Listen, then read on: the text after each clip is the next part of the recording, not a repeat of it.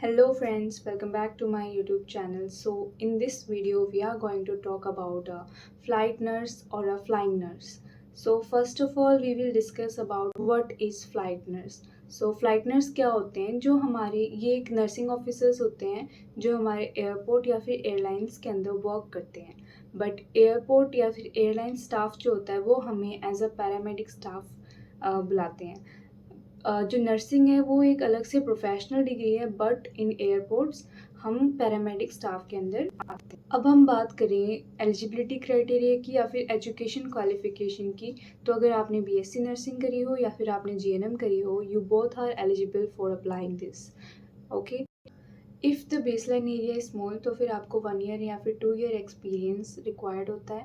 अगर baseline area बड़ा है, लार्ज है, लाइक दिल्ली एयरपोर्ट्स, तो फिर आपको 2 to 3 या 3 to 4 ईयर्स का एक्सपीरियंस रिक्वायर्ड होता है.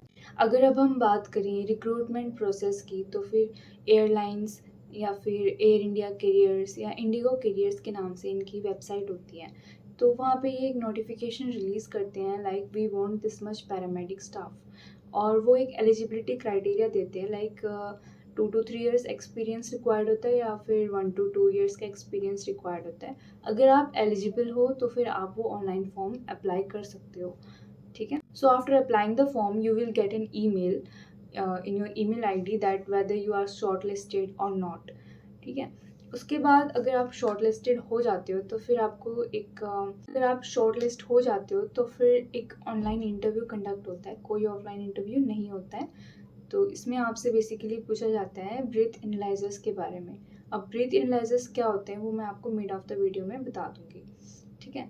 फिर अगर आप इंटरव्यू में सिलेक्ट हो जाते हो तो फिर they will send you an joining letter within 2 to 3 days.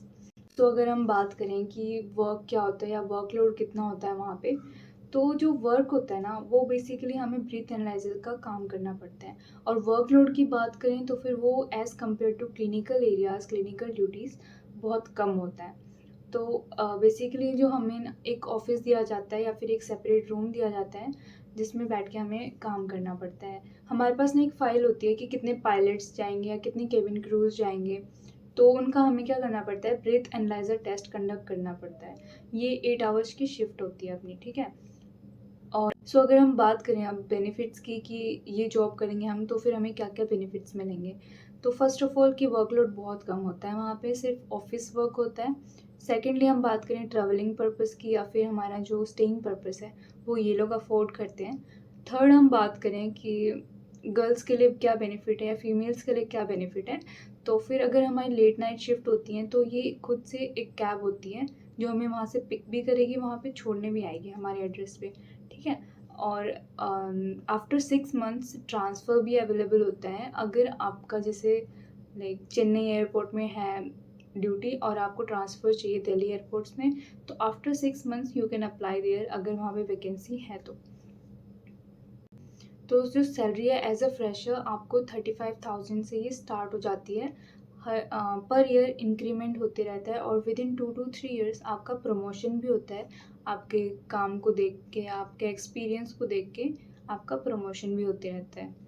ठीक है. अगर बेसनेस की ये नोटिफिकेशन कब रिलीज़ करते हैं, तो जो नोटिफिकेशन है ये कभी इनकी कोई डेट फिक्स नहीं होती है कि इनको ये इसी टाइम पे नोटिफिकेशन रिलीज़ करेंगे, ऐसा नहीं होता है. जब इनको रिक्वायरमेंट होती है कि हमें पैरामेडिक स्टाफ चाहिए है एज नर्सेस, तो they will release an notification in their website IndiGo careers, whether Air India careers. तो वहाँ से आप देख सकते हो और ऐसे ऐसे फॉर्म फिल कर सकते हो. Thank you guys, bye bye.